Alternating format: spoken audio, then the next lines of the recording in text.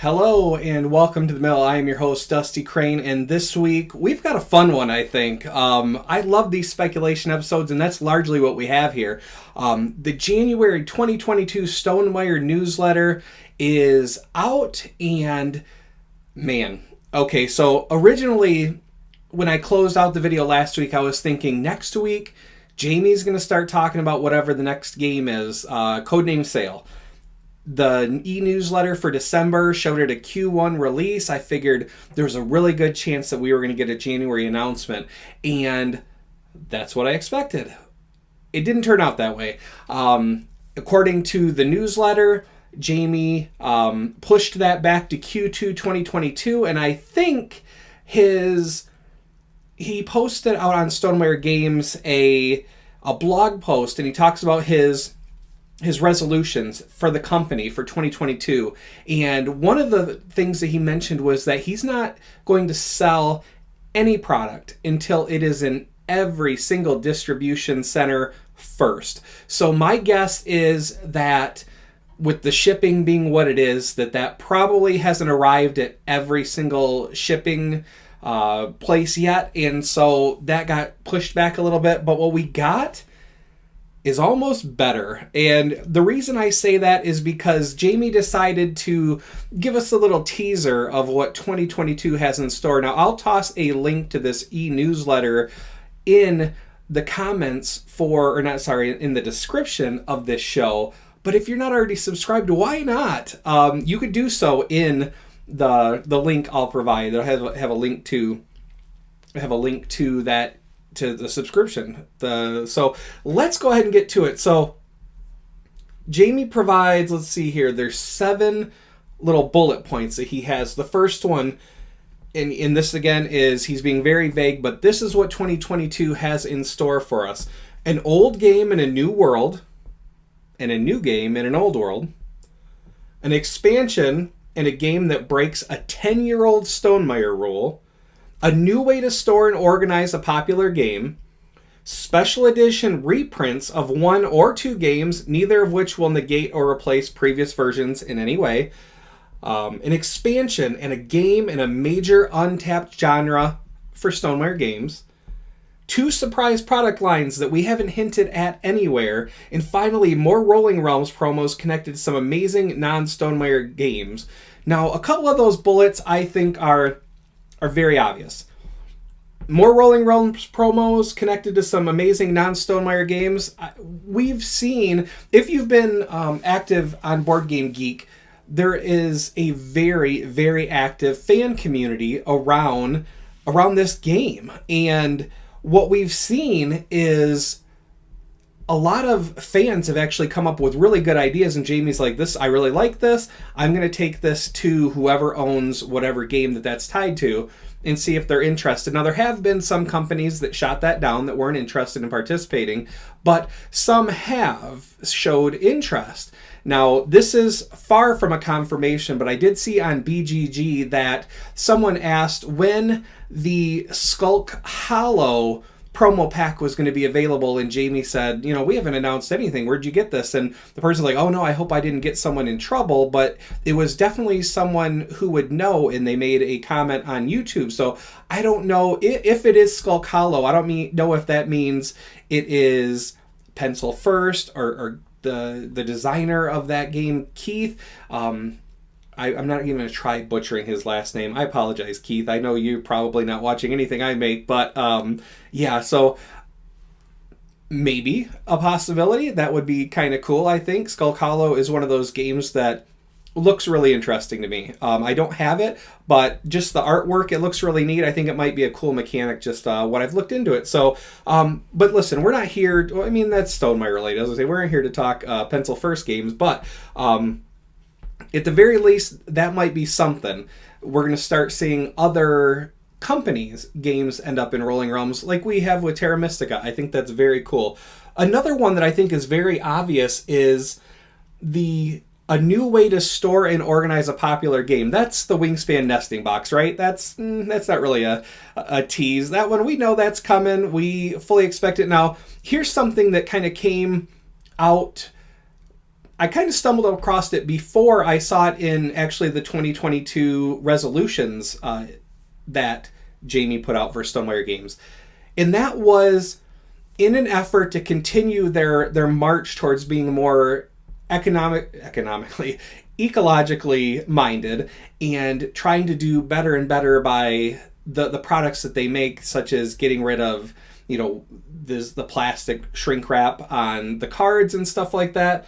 Jamey mentioned that in the Wingspan nesting box, he's actually going to make it so that you can get the nesting box on its own, or you can get it with the expansion material. That's the Wingspan 3, whatever continent that is. So the third expansion is going to be offered with the nesting box at the same time.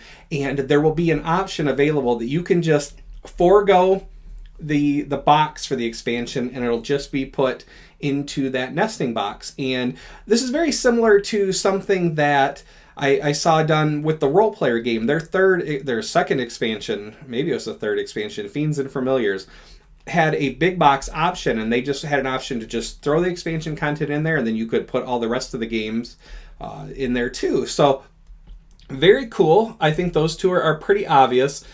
Where we get into some of the more interesting, juicy options that just kind of set, some of these Stonemaier forums alight is an old game in a new world. Now, on BGG, we've already talked about, I did a video last January about how I think Codename Sale is tied to Libertalia in some way. We mentioned that it had come out that Jamey or Stonemaier Games had acquired, I don't know, the trademark or the copyright. I really don't know the difference. I'm sorry. But in any case, Jamey said, we're not reprinting Libertalia. We're not doing it. That's not what this means. But people have speculated that this old game in a new world is perhaps a reimagining, whether it's rethemed or new mechanics. If you go over to BGG and you go into Libertalia, and I think the thread name says something about reprint possibility or something like that. There was a lot of speculation in there, which is where I drew this from, that maybe there could be new mechanics or new I guess, and I've never played the original Libertalia, but apparently there was a possibility of an expansion that never came to be, and so a lot of people were hoping that maybe some of that content ended up in whatever Codename Sale. If it is Stonemaier doing something with it, then this is just part of their speculation of that's what this could be. Another thing that something came up and I got really excited was another 1920 plus game. Now we know Scythe is done, so this is not more Scythe, but we could see another game in the 1920 plus world. And I would be psyched, because now Jamey does mention in the newsletter that some of this stuff has overlap. One of those bullet points is an expansion and a game that break a 10-year-old Stonemaier rule. Now, these Stonemaier rules, games tend to be less confrontational, so maybe there's more confrontation. Stonemaier games, Jamey likes them to be the centerpiece of a game night, so not any filler stuff. Maybe this could be a filler game.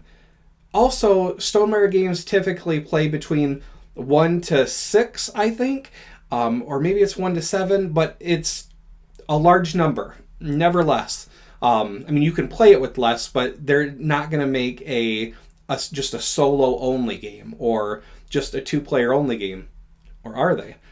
When I mentioned, or when they were talking in this Facebook group about an old game in a new world, or a new game in an old world, and an expansion that breaks the 10-year-old rule, or something that breaks the 10-year-old rule, somebody brought up, hey, maybe Jamey did do this 2-player deck builder in the world of 1920 plus, and we might be getting a 2-player game, which would break the Stonemaier rules for certain. And if it's a head-to-head game, there's going to be some conflict there, a lot more than usual, and it would be a return to the 1920 plus world. So when that came up, I just had the biggest, I said I would lose my crap, and it just sounded too good to be true. So maybe it is, but I would love it. I would love it. I would love it. I would love it. I love Scythe. So a 2-player head-to-head Scythe is something that I've asked for before on this channel even. So yeah, that would be so cool. A new game in an old world.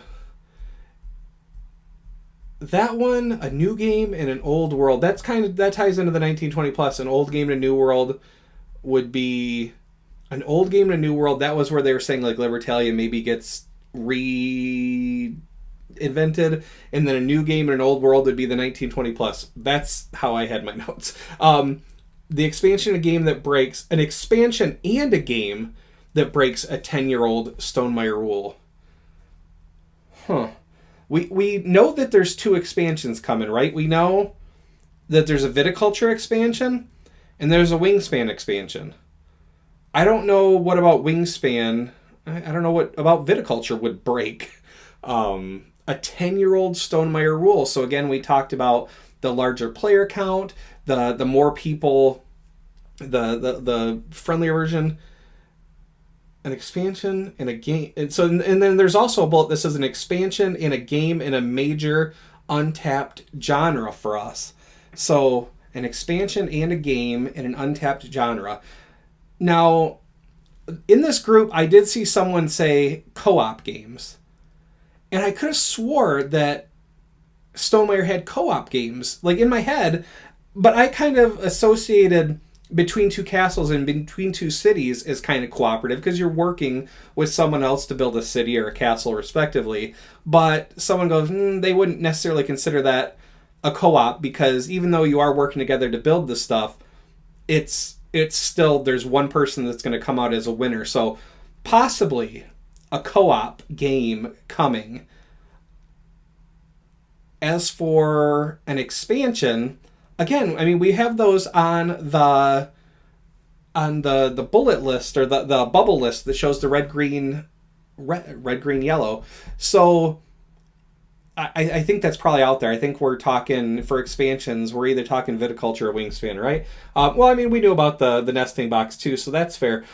The thing that there's a couple more bullets here that are very interesting. One is special edition reprints of 1 or 2 games. So it doesn't seem like it's for certain. 1 or 2 games, neither of which negate or replace a previous version of any game. My first instinct is to think of the older Stonemaier games. So viticulture comes to mind, but I think viticulture has such a history of revision, such as the first edition, second edition, the essential edition. Like there's a lot of confusion or the potential for a lot of confusion there. It's very easy now. You just say, hey, essential edition, that's it. But there is, that was where my mind went when it was usually a special edition reprint. I'm thinking in terms of the older stuff that can maybe be updated. So in terms of the older stuff, we have viticulture, which again I don't think that would be touched. We have Scythe, which there's already so much stuff for Scythe, and that was listed as part of the reason that Jamey didn't want to continue with Scythe, is just it felt unfair, or it felt, I don't know, like milking the cash cow, I guess. So I can't see it being Scythe either. There's Euphoria. Euphoria has been, it's been a while, and the expansion really adds a lot of cool stuff to base Euphoria, which is already good. I mean, Jamey's mentioned that it's probably his hardest game to teach, but it's a great game. It is a little confusing on the different places, but once you played it a few times, it's really nice, and I really, really, really like what the expansion did. So maybe with it being an older game, maybe there's a possibility of, I don't know, like, because nothing, Jamey prides himself, or the company prides itself on things don't go out of print, but maybe, but also I know expansions don't sell as well as base games, so like, I don't think that he would be taking sales if he just ended up creating a special edition that maybe put it all together. I know Jamey they haven't done big boxes before. So, which is, I know big boxes are usually like many, many expansions like Scythe and all the expansions. You'd never do that. But like maybe the possibility to put Euphoria and Ignorance is Bliss together into a single package, which would then allow you to stop printing the expansion itself, I guess. Although I don't know how that would work, because you don't necessarily, someone could come across just the base game Euphoria, 10 years from now or 5 years from now, and do you want to say, hey, the expansion itself is out of print, go ahead and just buy the special edition? I don't know. There's also Between Two Cities, I think, came next, and that has the Capitals expansion. So I mean, kind of the same deal there, right? Like there could be a Between Two Cities with the Capitals expansion built in, but I kind of have the same issue as, like, if someone comes across it in 5 years, Stonemaier hasn't yet said we're not printing this anymore. So an expansion in a game that break a 10-year-old rule, maybe these are the first things to go out of print. I would then imagine that maybe because they've been around, my head goes to video games, right? And how you have this blockbuster game and it wins all kinds of awards, and then like 2 years later it's on the whatever their budget line is, and I can't think of Xbox or PlayStation's versions of those, but then basically the $60 game becomes a $20 game. I don't know how much that makes sense if you could do Euphoria with the expansion and have it be cheap enough to be like, hey, this expansion used to be $30, but now we have them together for $35. So telling somebody, I don't know. That's I'm just telling you where my head went. I have no insider information here, so I can't tell you. I'm just guessing. Yeah, an expansion and so the special edition reprints. I guess that'd be a question for you guys. What would you like to see a special edition reprint of, and what would you like it to entail? Is there anything that is maybe dated and needs an update, or like, are you thinking new art, or are you just thinking kind of like along the lines of what I was with maybe expansions packed in? Let me know in the comments. There was another bullet point here that really caught my attention. 2 surprise product lines that we haven't hinted at anywhere. I have an idea for one of them, and I guess I have ideas for both. One of them seems far more likely than the other. So the first one, I'm going to guess, is puzzles. So let me tell you why I think it's puzzles. For a while there, Jamey was sharing a lot of pictures of his girlfriend Megan putting together puzzles, or puzzles that she had built, and he's mentioned several times she's very good at puzzles. She loves puzzles, and he had like a 3D R2D2, and there's like a circle puzzle that she put together, and like just along the way he'd taken pictures of puzzles. And then so that has me thinking puzzles. But it was around that same time on one of the Facebook live posts or streams that he said Megan's working on a special project. Now, I know Megan likes board games. She may have design chops. I don't know. So she could be working on a game. But he was talking about puzzles a lot. She loves puzzles. And if you remember, one of the rooms, and I want to say it was in the expansion for Between Two Castles, was the puzzle room. And the puzzle on the table was... It looked like the cover art for, I don't know if it was Between Two Castles, but it was a Stonemaier game. And it looked like that cover in the puzzle room. But Jamey says that they haven't hinted at it anywhere. So that's where I'm kind of like on the fence. But it just seems with her loving puzzles and her having a special, hobby and having a special project and, the puzzle room tile, it seems like a lot of smoke. So where there's smoke, there's sometimes fire, usually fire. So that's my guess. One of them is puzzles. The second one, I'm far less sure of. Because I know for me, there's stuff that I want that I've gone to Jamey before and asked, like, hey, can I have a Red Rising poster? Like, I loved the artwork for that game. I thought it would be an awesome poster. And, he talked about how difficult it would be, probably for the rights, and he didn't really want to go to Pierce's, I guess attorneys or whatever, and trying to secure that. And also, how many people besides me want board game art on their wall besides maybe, gamers? I don't know if you can break that 1,000 unit threshold that Stonemaier seems to have. But that's one of them. That's not what my guess was, though. My guess was clothing. Jamey has mentioned many times before, he really likes his board game shirts. He's been, if you watch the live streams, he's got his Pencil First jacket, and, Stonemaier every once in a while offers, these shirts, and also there was once that you could get jackets and sweatshirts, and it seems like there's certainly enough titles, but you need a good design, right?